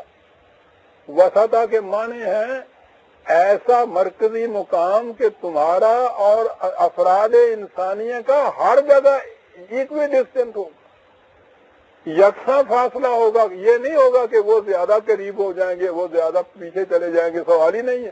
نہ بابا، آپ نے دیکھا کہ تعصبات اور رعایات دونوں کی نفی کرنے کے لیے ایک لفظ وسطن جو ہے اس میں شامل ہو گیا. ایسا مرکزی نقطہ، ایسا سینٹر کہ جس سے محیط کا ہر نقطہ ایکوی ڈسٹنٹ ہو. یہ ہم نے تمہیں قوم بنایا. شہداء الناس، تم نگرانی کرو نوع انسان کی، کس کو کیا ضرورت ہے، کون یہاں سرکشی اور استحصال پیدا کر رہا ہے. نگران بن کے رہو. کیا بات ہے اس امت کی. اور للناس ہے، نگران بن کے رہو. اور پھر یہ تم خود شتر بے مہارے نہیں ہو سکتے، تمہارے لیے بھی ضرورت ہے یکون الرسول علیکم شہیدا. تمہارا یہ جو نظام ہے اس نظام کا جو مرکز ہے وہ تمہارا نگران رہے گا. تم نوع انسانی کے نگران رہو گے. اب آگے بات، حضرت ابراہیم علیہ السلام سے بات چلی تھی. اس قوم کے متعلق کہا کہ وَاتَّخَذُوا مِن مَّقَامِ إِبْرَاهِيمَ مُصَلًّى 2/125. بات ادھر سے ادھر چلی جائے گی ورنہ میں یہ عرض کروں. اس کے معنی یہ ہے مقام ابراہیم کو مصلی بناؤ، یوں ترجمہ کیا جاتا ہے. اور وہاں حریم کعبہ میں ایک خاص جگہ مخصوص ہے، میں نے دیکھی تو نہیں، یہی ہے وہ، اسے کہتے ہیں کہ یہ مقام ابراہیمی ہے اور وہاں 2 نفل پڑھتے ہیں مصلی کے. یہ معنی ہے. عربی زبان کے اندر مصلی اس ریس کورس کو کہتے ہیں جہاں پوری تیزی سے گھوڑے دوڑتے ہیں اور ایک دوسرے سے آگے نکلنے کی وہ کوشش کرتے ہیں. اس امت سے یہ کہا کہ مقام ابراہیمی، یہ مقام کسی یوں مصلی کا نام نہیں ہے، منصب، سٹیٹس، مشن. ابراہیم کے مشن کو تم اپنی آماج گاہ بناؤ زندگی کی. اور وہ مشن یا مقام ابراہیمی کیا تھا، اس کا ریفرنس ہے عزیزان من 2/125. مقام ابراہیمی تم نے، یعنی ملت ابراہیمی کہا قرآن نے، کہا جو مقام ابراہیمی تھا، جو منصب اس نے اختیار کیا تھا اسے تم نے حاصل کرنا ہے. اور وہ منصب کیا تھا؟ حضرت ابراہیم علیہ السلام سے کہا گیا تھا انی جاعلک للناس اماما. ابراہیم ہم نے تمہیں تمام نوع انسانی کا لیڈر بنا دیا، نوع انسانی کا امام، جس کے پیچھے پیچھے انسانیت چلے. چلنے کی بات نہیں، وہ تو ہم آج لیڈر کے معنوں میں لیتے ہیں تو لیڈ کرنے والے لیتے ہیں. یہ تو امام کا لفظ ہے قرآن کریم کے اندر. قرآن کے الفاظ کیا بتاتے ہیں؟ آپ کو پتا ہے کہ یہ امام، آپ اس کو سربراہ مملکت کہیں گے، امیر مومنین کہیں گے، خلیفۃ المسلمین کہیں گے، کچھ نہیں. امام بات ہی اور ہے. یہ تو میرے درس میں مسلسل آنے والے احباب کے لیے یہ تو بات نئی نہیں ہوگی، لیکن اور دوسرے احباب بھی ہیں. میں عرض کر دوں کہ امام کس کو کہتے ہیں عربی زبان میں. آپ کو پتا ہے ایک دیوار اتنی سیدھی کھڑی ہوتی ہے، اور میں وہ کھڑی سیدھی دیوار کے لیے ہمیشہ وزیر خان کی مسجد کی جو پچھلی دیوار ہے نا، دنیا کے بڑے بڑے انجینئر دیکھنے کے لیے اس کو آتے ہیں. بڑی عظیم دیوار ہے وہ، بڑی اونچی، بڑی لمبی، بڑی چوڑی، اتنی ہموار کہ کہیں ذرا سی بھی اس میں خم و پیچ ہے نہیں. یہ ایسی دیوار بنتی کس طرح سے ہے؟ آپ نے معماروں کو دیکھا ہوگا، رات جن کا وہ اوپر بیٹھا ہوا ہوتا ہے، اینٹ پہ اینٹ رکھتا چلا جاتا ہے. وہ کس طرح سے اس کے متعلق اطمینان کرتا ہے کہ وہ میری دیوار سیدھی اٹھ رہی ہے. وہ ایک لٹو ہوتا ہے پیتل کا, اس میں ایک تاگا بندھا ہوا ہوتا ہے, تو وہ اوپر سے اس نے لٹکایا ہوا ہوتا ہے. وہ اس کو دیکھتا جاتا ہے, جہاں بھی کہیں ذرا پیچھے ہٹی یا آگے بڑھی تو وہ لٹو ذرا سا ادھر اور ادھر ہو جاتا ہے. وہ معیار ہوتا ہے اس بات کے ماپنے کا, دیکھنے کا, پرکھنے کا کہ دیوار سیدھی اٹھ رہی ہے, اس میں خم و پیچ نہیں. عربی زبان میں اس لٹو اور دھاگے کو امام کہتے ہیں. امام للناس, لیڈرشپ تو بات ہی کچھ نہیں ہوتی. تو جس کا جی چاہے 2 نعرے مارا ہے اس نے, 4 پیسے تقسیم کیے, وہ لیڈر ہو گیا. امام تیرے اسوہ حسنے سے نو انسانی دیکھے گی کہ ان کی دیواریں سیدھی اٹھ رہی ہیں یا نہیں اٹھ رہی. اور اس کے بعد حضرت ابراہیم علیہ السلام تو تشریف لے گئے. اس امت سے کہا کہ واتخذوا من مقام ابراہیم مصلی, مقام ابراہیمی کو اپنا منتہا سامنے رکھو, کیونکہ امامت نو انسانی جو ہے وہ تمہارے حصے میں آنے والی ہے. تمہاری سیرت اور کردار سے دنیا کی اقوام اپنے آپ کے خم و پیچ کی ٹیڑھ نکالے گی, سیدھی دیواریں ان کی کھڑی ہوں گی. دیکھ رہے ہیں عزیزان ہمارے,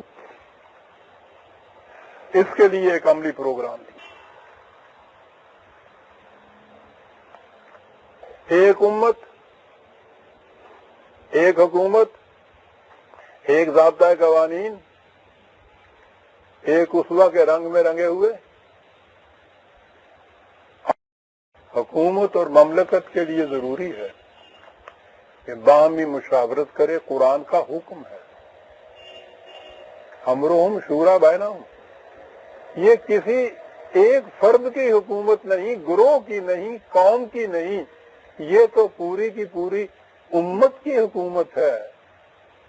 اس لیے یہ تو ان کے باہمی مشورے سے معاملات طے ہوں گے. اب وہ مشاورت کے لیے ٹھیک ہے جہاں دارالقرار, بہت اچھا جی,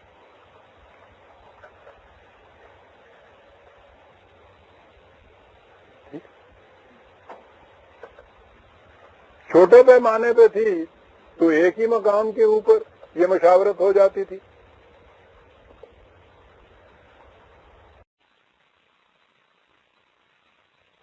یہ پھیل گئی مملکت اتنی بڑی, مشاورت نہایت ضروری ہے.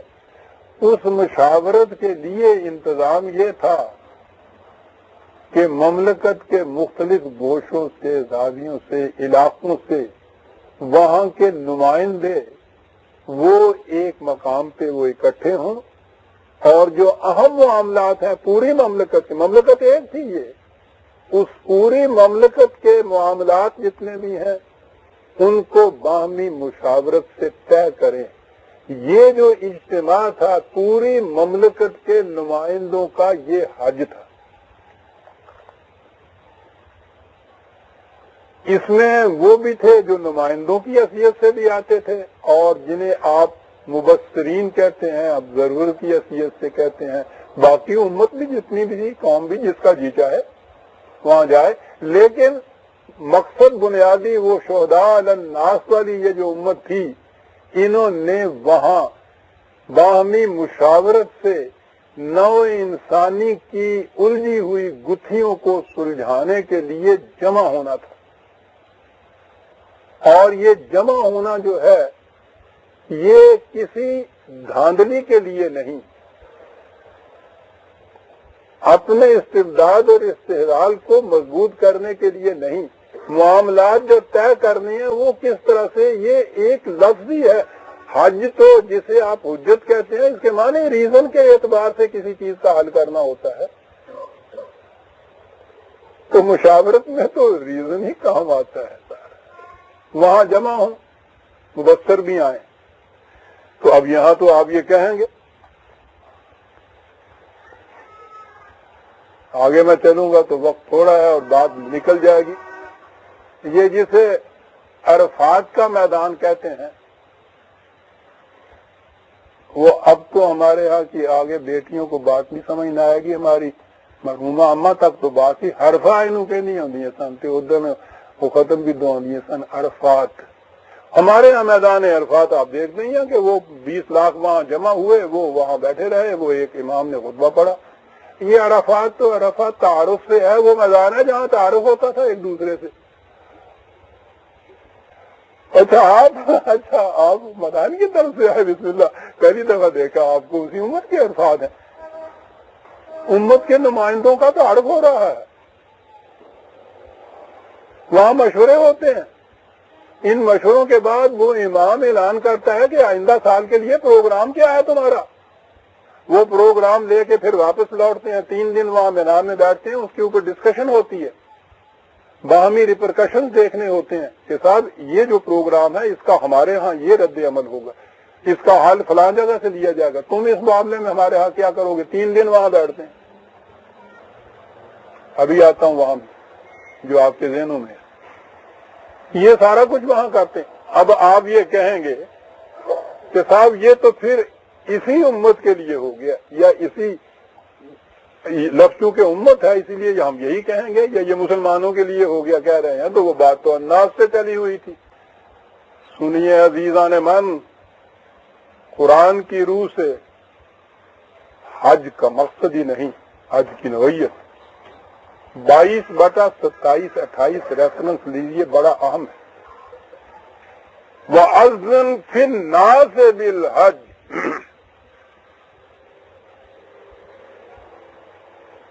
نو انسانی میں اعلان کر دو, آؤ. تم تو آئے تھے اپنے معاملات کو سلجھانے کے لیے, یہ نو انسانی کو دعوت کاہے کے لیے دے رہے ہو. عزیزان مان, غور سے سنیے گا, اور زیادہ کان کھول کے سنیے گا. نو انسانی کو دعوت دو کہ آؤ یہاں, لِیَشْهَدُوا مَنَافِعَ لَهُمْ, اور اپنی آنکھوں سے دیکھو کہ ہم تمہاری منفعت کے لیے کیا کر رہے ہیں. او میرے اللہ, لِیَشْهَدُوا مَنَافِعَ لَهُمْ. اور تم نے یہ سمجھا تھا کہ ہمارا یہ حج ہے, تم نے سمجھا تھا ہماری مملکت ہے, ہم کچھ اپنے لیے کر رہے ہیں. اذن فی الناس بالحج, اعلان کرو نو انسانی کے لیے, آؤ حج کے لیے. کاہے کے لیے؟ لِیَشْهَدُوا مَنَافِعَ لَهُمْ. آ کے اپنی آنکھوں سے, لِیَشْهَدُوا ہے, شہادت ہے, اپنی آنکھوں سے دیکھ, محسوس چیز کو کہتے ہیں. یعنی محسوس طور پر کیا کچھ وہ دیکھو اپنی آنکھوں سے, تمہاری منفعت کے لیے ہم کیا کر رہے ہیں. اس لیے کہ ہمیں تو یہ امت بتائی تھی, اخرجت للناس, ہمیں کہا گیا تھا کہ تمہارے وجود کی جسٹیفیکیشن, جواز یہ ہے کہ تم نو انسانی کی منفعت کے لیے کیا کرتے ہو. اور آپ کو پتا ہے کہ قرآن کریم نے وہ عمل جس میں بقا ہوتی ہے, جو باقی رہتا ہے, اس کے لیے کیا کہا ہے؟ یمکث فی الارض ما ینفع الناس. یاد رکھو, بقا صرف اسی عمل اور پروگرام کے لیے ہے جو تمام نو انسانی کی منفعت کے لیے کیا جائے. عزیزان من, یہاں تو قومیت کے اعتبار سے مسلمان بھی نہیں یہ کہا گیا, اس امت تک ہی محدود نہیں اس کے رکھا گیا. ما ینفع الناس, جو عمل تمام نو انسانی کی منفعت کے لیے ہے, بقا اسی عمل کو ہے. اور یہاں کہا کہ نو انسانی کو تم دعوت دو, اعلان کرو. ان کے معنی ہے پکار کے ان سے کہو کہ آؤ, اور اپنی آنکھوں سے دیکھو. لِیَشْهَدُوا مَنَافِعَ لَهُمْ, کہ ہم تمہاری منفعت کے لیے کیا کر رہے ہیں. اپنی آنکھوں سے آ کے دیکھو. اور اسی لیے کہا, آنے والوں سے کہا کہ کوئی ذاتی منفعت کی بات, ذاتی مقصد اور مفاد, ذاتی جذبات و تعصبات, ان کو لے کے یہاں نہیں آنا. وَلِلَّهِ عَلَى النَّاسِ حِجُّ الْبَيْتِ مَنِ اسْتَطَاعَ إِلَيْهِ السَّبِيلَ, 3/96. وہی للہ, صرف خدا کے لیے. نو انسانی کی منفعت کا جذبہ دل میں لے کے جس کو بھی استطاعت ہے یہاں تک پہنچنے کی, وہ آ جائے.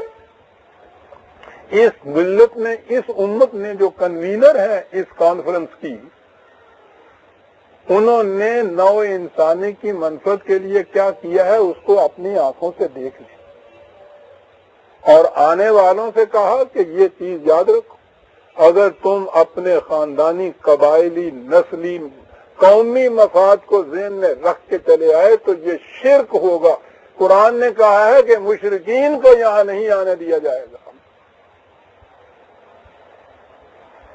للہ جو آنا چاہے وَلِلَّهِ عَلَى النَّاسِ حِجُّ الْبَيْتِ، وہ آئے، آ کے دیکھے کہ ہم ان کے لیے کیا کر رہے ہیں۔ تو یہ سالانہ ایک کانفرنس تھی، یہ جو نظام اسلامی یا مملکت قرآنی جو تھی اس کے نمائندوں پر مشتمل یہ ایک کانفرنس تھی۔ یہ تو ہے کہ سالانہ ایک تو کانفرنس یہ ہوئی، اب یہ ہنگامی طور پر بھی ضرورتیں پیش آ جاتی ہیں، جمع ہونے کی، اکٹھے ہونے کی، معاملات کی بلانا پڑتا ہے، اسے عمرہ کہتے ہیں۔ وَأَتِمُّ الْحَجَّ وَالْعُمْرَةَ لِلَّهِ 296۔ یہ جب بھی ضرورت پڑے، جتنی دفعہ ضرورت پڑے بلاتے رہو۔ یہ تو تعمیری کاموں کے لیے، عمرہ تو تعمیر میں رہتے ہیں نا۔ یہ کنسٹرکٹیو ورک تو جاری رہیں گے امت کے، جب جہاں ضرورت پڑے آؤ۔ یہ چھوٹی چھوٹی کمیٹیاں ہوں گی، اور وہ سالانہ ایک اجتماع ہوگا، اور اس میں آؤ اور نو انسانی کو دعوت دو کہ وہ آئیں، آ کے اپنی آنکھوں سے دیکھیں کہ ہم ان کے فائدے کے لیے کیا کر رہے ہیں۔ تو میں نے کہا تھا نا کہ عرفات میں وہ پروگرام لے کر امام سے کہ آئندہ سال کے لیے اس امت کے ذمے کیا پروگرام ہے، وہ آئے، مینا میں آئیں، یہاں آ کے انہوں نے 3 دن رہنا ہے، آپس میں ڈسکشن کرنی ہے۔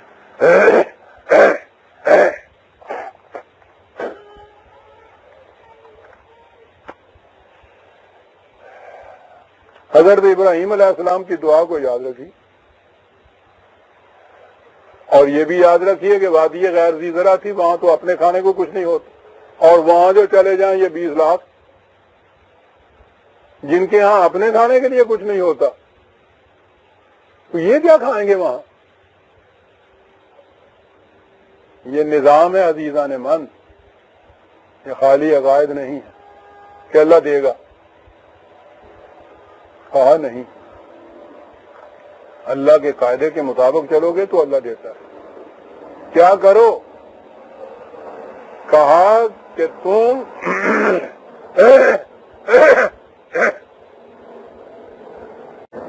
کہا کہ آنے والوں اپنا رزق اپنے ساتھ لاؤ، یہاں والے تو خود بڑے غریب اور محتاج ہیں، وہ رزق اس زمانے میں یہ ٹنڈ تو ہوتا نہیں تھا جو اس طرح سے لے آئے اور وہ خراب نہ ہو، کچھ نہ، ان کے ہاں اور خاص طور پہ ان اقوام کے اندر گوشت ہی بہترین کھانا ہوتا تھا۔ اب انہوں نے ایسا انتظام، قرآن کریم نے ایسا انتظام بتا دیا کہ جس میں وہ رزق خود چلتا ہوا ان کے ساتھ آئے۔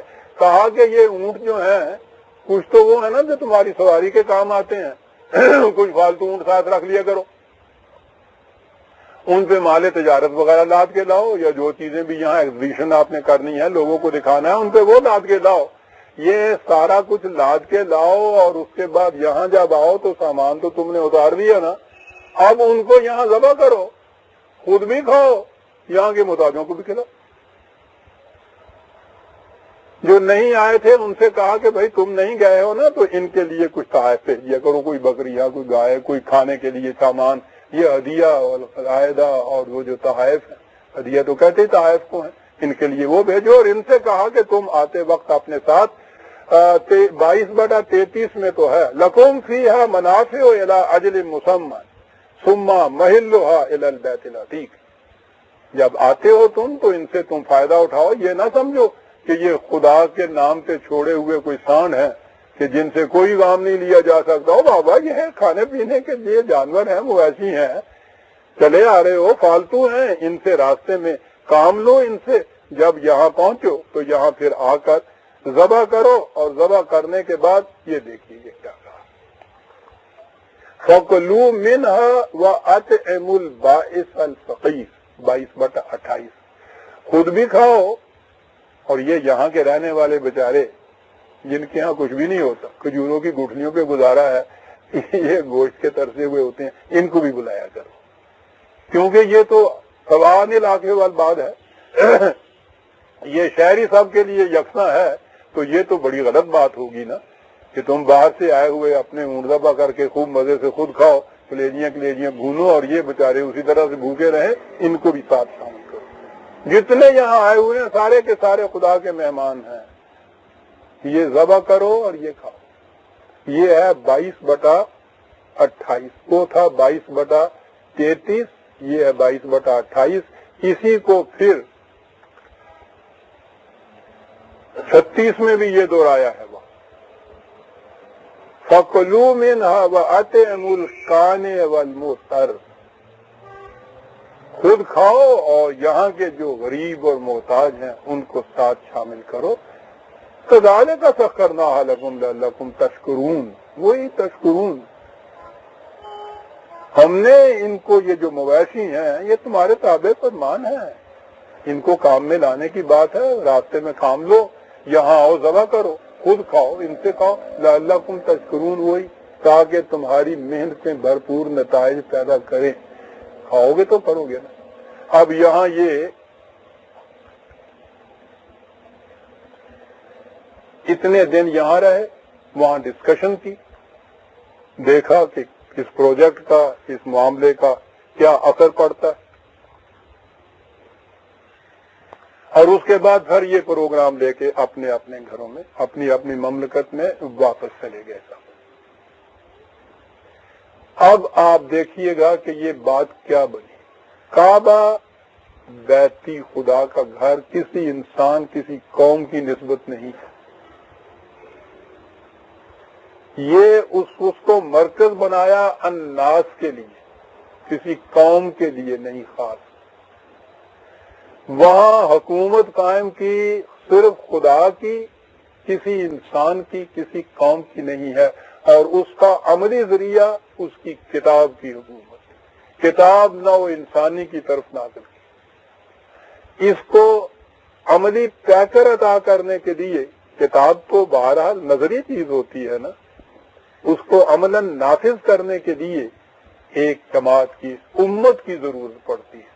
ایک امت پیدا کی جس کے متعلق کہا کہ تم تمام نوع انسانی کی منفعت کے لیے پیدا کیے گئے ہو، تم اس حکومت کو قائم کرو، اس کتاب کے اصول اور اقدار کو نافذ کرو، اور اس کے لیے باہمی مشاورت، چھوٹے پیمانے پر اپنے اپنی جگہ، بڑے پیمانے پر جمع ہو کے وہاں، لیکن وہ جو الناس کے لیے ہے، الناس کو دعوت دو کہ وہ آ کے دیکھیں کہ تم ان کی منفعت کے لیے کیا کر رہے ہو، اور جب وہ دیکھیں گے کہ ہماری منفعت کے لیے یہ نظام، یہ قوم یہ کر رہی ہے، وہ تو کھچے چلے آئیں گے۔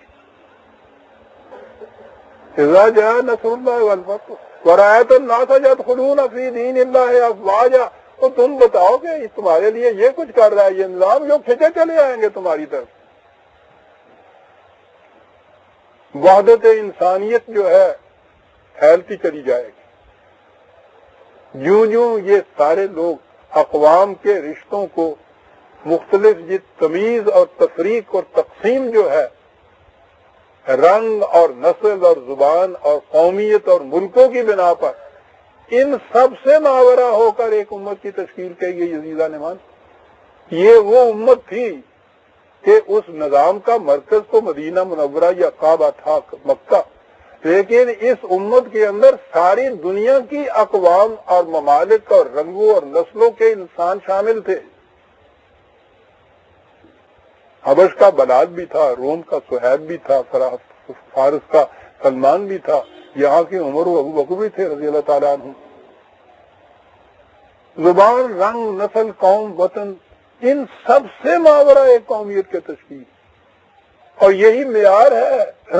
یہ جو کہتے ہیں جی دو قومی نظریہ کیا ہے، اب میں کس بات کی عرض کروں، وہ تو نظریہ ہی یہ ہے کہ ان تمام امتیازی لکیروں کو محو کر کے صرف انسانیت کی بنیادوں کے اوپر، جسے کہتے ہیں نا آئیڈیالوجی، وہ یہ صرف کہ صرف خدا کی کتاب کی حکمرانی کے لیے ایک مرکز پہ جمع ہو جاؤ، یہ ایک امت بن گئی، اور اس کے ماورا باقی انسان جو اس میں بلیو نہیں کرتے وہ دوسری امت بن گئی۔ اب یہ امت نو انسانی کی منفعت کے لیے جو کچھ کرتی چلی جائے گی، اسے دیکھ کر باقی انسانیت جوک در جوک اس کی طرف بڑھتے چلے آئیں گے۔ یہ تھا عزیزان من قرآن کریم کی روح سے یہ حج، اس کا مقصد، اس کا مفہوم، اس کی عملی تشکیل، ایک عظیم مقصد کے حصول کا ذریعہ۔ اب آپ سوچئے کہ فریضہ تھا یہ اس امت کا کہ یہ کرے اور لوگوں کو بلائے، اور اب جس امت کی اپنی کیفیت یہ ہے کہ سب سے زیادہ دنیا میں بٹی ہوئی یہ قوم ہے، مراکش سے انڈونیشیا تک یوں کہنے کو مسلمان ٹھاٹھے مارتا ہوا سمندر، لیکن آپ دیکھیے مجھے کچھ کہنے کی ضرورت نہیں ہے، آج ہی جو وہاں گلے کٹ رہے ہیں یہ اس امت کے ہاتھوں کٹ رہے ہیں نا۔ اور وہ جو اس نے کہا تھا کہ جب جنگ نہیں ہوتی تو اس زمانے میں بھی جنگ کی تیاریاں ہوتی ہیں، جو عملاً جنگ میں شریک نہیں ہے ان کی بھی وہی کیفیت ہے، باہمی عداوت اور نفرت اور تعصب بٹی ہوئی ہے۔ یعنی امت مسلمہ آج دنیا میں ہے ہی نہیں، جیسے انسان دنیا میں نہیں ہے، امت مسلمہ نہیں۔ ان کا تعارف بھی قوموں کے اعتبار سے ہوتا ہے، ملکوں کے اعتبار سے ہوتا ہے، اور جس جہنم کے اندر غیر قومیں گرفتار ہیں ان سے زیادہ تپش آلود جہنم کے اندر ہم مسلمان ہیں۔ ان کے ہاں تو میں بات دوسری طرف چلی جائے گی کہ یہ خطہ ارض جو تھا اس کا تصور ہی اس لیے دیا تھا کہ یہاں اس نوعیت کی ایک امت تیار کی جائے، اس نوعیت کی ایک حکومت قائم کی جائے، دکھایا جائے نمونہ دنیا کو۔ لیکن آج ہماری جو کیفیت ہے، اس تصور کے دینے والے نے بڑا احسان تھا اقبال کا ہم پر، اس نے یہ تصور دیا اور یہ کہا کہ یہ ہندی وہ خراسانی، یہ افغانی وہ تورانی، کہا کیا ہے یہ؟ تو ہے شرمندہ ساحل کچل کر بے کراں ہو جا، اور غبار آلودہ رنگو نصب ہے بالو پر تیرے، تو ہے مرغ حرم اڑنے سے پہلے کرفشاں ہو جا۔ یہ جو گرد ہے پڑی ہوئی تمہارے اوپر باہمی تفریقات سی، اس کو جھاڑ دے مرغ حرم، اس کعبے کی نسبت سے اپنے آپ کو دنیا کی فضاؤں کے اندر پرافشاں کر۔ اور پھر سارا اقبال کا پیغام بڑا رہے گا راویو نیلو فرات میں کب تک، تیرا سفینہ کے ہے بحر بے کراں کے لیے۔ وہ یہ سارا پیغام دیتا چلا گیا۔ اس نے جو تصور دیا تھا ایک نئی مملکت کا، دو قومی نظریے کا، وہ اس پر مبنی تھا کہ اس امت کے اندر پہلے یہ ایک وحدت پیدا ہو جائے، یہ قوموں کی جگہ ایک امت بن جائے، یہ اس کا نقشہ ہے۔ پھر ساری دنیا وہ جو ان کے روح کے نشیمن میں ایک تصور دیکھ رہے تھے، اس کی ایک عملی شکل اس خطہ زمین کے اندر ان کو نظر آ جائے گا۔ لیکن وہ تھا مقصد، اور ہمارا آج کا حج، ہماری آج کی قربانیاں، ہماری آج کی یہ امت، ہمارا آج کا یہ مسلمان، الناس کو تو چھوڑ دیجئے، یہ امت واحدہ ہے۔ یہ جتنے شعائر ہیں، یہ نماز اور روزہ اور حج وغیرہ، یہ ٹھیک ہے، پہلے سے زیادہ وسعت بھی ہے ان میں، اوقات بھی ہے ان میں۔ اس زمانے کے اندر تو وہ حج میں نبی اکرم صلی اللہ علیہ وسلم میں جو تاریخ میں آتا ہے، حجۃ الوداع حضور کی 1,00,000 کے قریب کہتے ہیں کہ جمع ہوئے تھے، ساری امت ہی اتنی ہوگی اس زمانے میں۔ تو آج تو 20-20 لاکھ ہوتے ہیں ہمارے ہاں۔ وہ حج کیا کرتا تھا، آج ہم کیا کرتے ہیں، یہ کیا چیز ہو گئی؟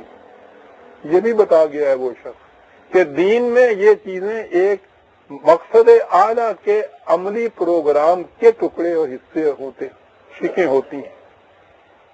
جب دین مذہب بن جاتا ہے تو اس میں اس کی شکلیں تو باقی رہتی ہیں، اس کا مقصد فوت ہو جاتا ہے۔ اور وہ اس لیے ہوا کہ رگوں میں وہ لہو باقی نہیں ہے، اور وہ دل، وہ آرزو باقی نہیں ہے، نماز و روزہ و قربانی و حج یہ سب باقی ہیں، تو باقی نہیں ہے۔ اقبال نے ایک نظم لکھی ہے، ارمغان اعجاز ان کی وفات کے بعد شائع ہوئی تھی، اس میں ہے ابلیس کی مجلس شورا، عجیب و غریب نظم۔ وہ شخص ایسی تنقید کر گیا ہے پوری کی پوری امت کے اوپر، نہیں پہلے تو اقوام عالم پہ کی ہے، سارے سیاسی نظاموں پہ کی ہے، آخر میں آ کے اس امت کی طرف آئے۔ اس کا پلان کچھ اس قسم کا ہے کہ ابلیس کی کیبنٹ کی کا سیشن ہو رہا ہے، وزراء اور مشیر اس کے سب جمع ہیں، وہ پریزائڈ کر رہا ہے، وہ کہتا ہے کہ اپنے اپنے جو تمہارے ذمے ہم نے کام لگائے تھے رپورٹیں پیش کرو گے۔ کوئی عیسائیوں کی رپورٹیں پیش کرتا ہے، کوئی یہودیوں کی رپورٹیں پیش کرتا ہے، کوئی سرمایہ داروں کی کرتا ہے، کوئی روس کی کمیونزم کی کرتا ہے، اور وہ کہتا ہے کہ ان سے ہمیں ڈر ہے، یہ سب کچھ۔ اس کے بعد یہ ابلیس ان سے کہتا ہے کہ سب غلط جو تم کہتے ہو۔ ڈرنے کی بات نہ کسی یہود سے ہے، نہ عیسائی سے ہے، یا نہ مارکس سے ہے، نہ سرمایہ داری سے ہے، نہ قومیت سے ہے۔ ڈرنے کی بات صرف ایک چیز سے ہے، اور وہ یہ ہے کہ ہو نہ جائے آشکارا شرع پیغمبر کہیں۔ یہ ہے ڈرنے کی بات کہ اس قوم کے سامنے کہیں دین نہ آ جائے۔ یاد رکھو، اگر ان کے سامنے مقاصد آ گئے اس دین کے، اس نے کہا کہ ہماری سربراہی باقی نہیں دنیا میں رہ سکتی، کوشش یہ کرو کہ ہو نہ جائے آشکارا شرع پیغمبر کہیں۔ ساری دنیا کی ابلیسی قوم میں عزیزان من، آج ان کی متحدہ کوشش یہ ہے کہ مسلمانوں کے سامنے ہو نہ جائے آشکارا شرع پیغمبر کہیں۔ اس نے کہا کہ کوئی بات ڈرنے کی ہے نہیں، ہم نے اتنا کچھ جو کیا ہے اسی سے اتنا کو حاصل ہو گیا کہ یہ ہماری سید پہم کی کرامت ہے، اقوام مغرب کی سید پہم کی کرامت ہے کہ آج صوفیوں ملا ملوکیت کے بندے ہیں تمام۔ اور کہا کہ ہے طواف و حج کا ہنگامہ اگر باقی تو کیا، کند ہو کر رہ گئی مومن کی تیغ بے نیام۔ اس لیے کوشش یہ کرو کہ یہ کند سے کند تر ہوتی چلی جائے، اور اس کا طریقہ یہ ہے کہ یہ جس قدر رسمیات ان کے مذہب کے نام پہ ہے نا، ان کو وسیع تر اور پختہ تر کرتے چلے جاؤ۔ یہی چیز اس نے کہی تھی کہ مست رکھو ذکر و فکر صبح و گاہی میں اسے پختہ تر کر دو، نظام خانقاہی میں اسے پختہ تر کر دو۔ یہ جتنی چیزیں ہم جو خوش ہوتے ہیں نا کہ بہت زیادہ یہ چیزیں پھیل رہی ہیں، عالمگیر ہو رہی ہیں، ساری چیزیں بھی ہیں، یہ انہی کو پختہ تر کرنے کی چیز ہے۔ یہ ہے وہ چیز کہ جو ابلیس کی مجلس شورا میں اقبال نے یہ کہا ہے کہ یہ ہے سازش جو ہو رہی ہے۔ یاد رکھیے، جب بھی احیاء ہوا دین کا، پیکر تو یہی ہے جن میں اس روح نہیں ہے، آج ان پیکروں کے اندر روح ڈال دی جائے، پھر یہ اپنا مقصد پورا کرنے لگے۔ ریلوے اسٹیشن بھی ہے، سگنل بھی ہے، ریل کی پٹری بھی ہے، کانٹے والے بدلنے والے وہاں کو سب کچھ موجود ہے، ریل نہیں آتی جاتی سر۔ یہ بے فائدہ نہیں، ان کو رہنے دو۔ ریل چلاؤ گے تو یہ سارے اپنا اپنا کام کرنے لگ جائیں۔ وہ اصل چیز جو ہے وہ ہے کہ وہ مقصد کیا تھا جس کے لیے یہ کیا گیا، اور اسی لیے میرے آج کا عنوان تھا مقصد۔ اقوام یورپ کو تلاش ہے عزیزان مان، آج جو میں نے پہلے عرض کیا ہے، تڑپ رہے ہیں وہ اس دین کے لیے، ان کی روح کے نشیمن میں تصور ہے، سمجھ میں نہیں ان کے آتی کہ کہاں یہ چیز ملے گی۔ ایک کاش آج کوئی ان کے سامنے قرآن کو لے جانے والا ہوتا، اور میں کہتا ہوں لے جانے والی بات نہیں ہے، وہ تو عملاً کر کے دکھانے والی بات ہے. قرآن کی بات ان سے جب کی جائے, میرے پاس بھی ہوا تھے, وہ کہتے ہیں کہ اگر یہ نوع انسانی کی مشکلات کا حل اپنے اندر رکھتا ہے تو پہلے تم اپنی مشکلات کا حل کیوں نہیں ڈھونڈ رہے؟ بات بڑی صحیح ہے. ڈاکٹر ہیل تھائی سیلف, اپنا علاج تو پہلے کر کے دکھاؤ, تم اچھے ہو جاؤ گے ہم بھی نسخہ برت لیں گے. بات ٹھیک کہتے ہیں. آج کسی ایک خطہ زمین کے اندر بھی یہ قرآن کا دین جو ہے وہ کہیں قائم ہو جائے, آپ دیکھیے کہ مشکلات کا ستایا ہوا انسان کس طرح لپک کے اس کی طرف آتا ہے. اسی لیے اس نے یہ کہا تھا اقوام کے اندر بٹے ہوئے انسانوں سے کہ مکہ نے یہ پیغام جنیوا کو دیا ہے. اس زمانے میں یہ جو وہ لیگ آف نیشنز تھی اس کا ہیڈ کوارٹر جنیوا ہوتا تھا. مکہ نے یہ پیغام جنیوا کو دیا ہے. پیغام کیا تھا